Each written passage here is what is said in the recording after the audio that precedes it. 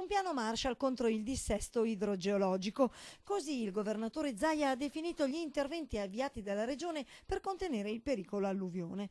Tra questi anche il nuovo bacino di laminazione di Trissino, visitato oggi dal governatore. Stiamo parlando di un cantiere complicato, sono un'ottantina di ettari, 2.700.000-800.000 metri cubi, e stiamo parlando di un cantiere che vale circa 23 milioni di euro. Il cantiere sta rispettando il cronoprogramma previsto e permetterà di invasare 1 milione di metri cubi d'acqua già entro la fine del 2017.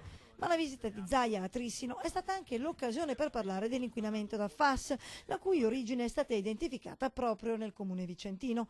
Proprio qui il governatore ha voluto dare un importante annuncio. Abbiamo dato un mandato ad ARPA di fare quello che magari nessuno ha mai pensato di fare, ovvero che avvii una campagna di monitoraggio del sottosuolo nell'area di 67.000 metri quadri, sono quasi 7 ettari di superficie dell'area Miteni, dove si andrà, io spero anche velocemente, a fare un monitoraggio con un reticolo di ogni 100 metri quadri, un carottaggio che magari scende fino a una decina di metri sotto il sottosuolo, e capiremo cosa c'è sotto le platee, sotto il terreno. Per i carotaggi in zona privata servirà l'autorizzazione della stessa Miteni, ma se non dovesse arrivare l'ARPAV è pronta a prendere contatti con la procura. È fondamentale che si faccia chiarezza, lo facciamo su molti fronti, direi che è fondamentale capire anche nel sottosuolo, in questi 7 ettari circa di superficie dove è presente questa impresa, cosa c'è. Se c'è qualcosa è bene che noi andiamo subito a certificare dove sarà,